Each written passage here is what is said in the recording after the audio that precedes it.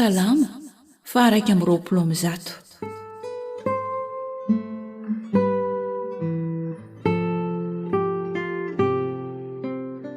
Fahatokin'izay manana an' Jehovah ho mpiaro azy, fihirana fiakarana.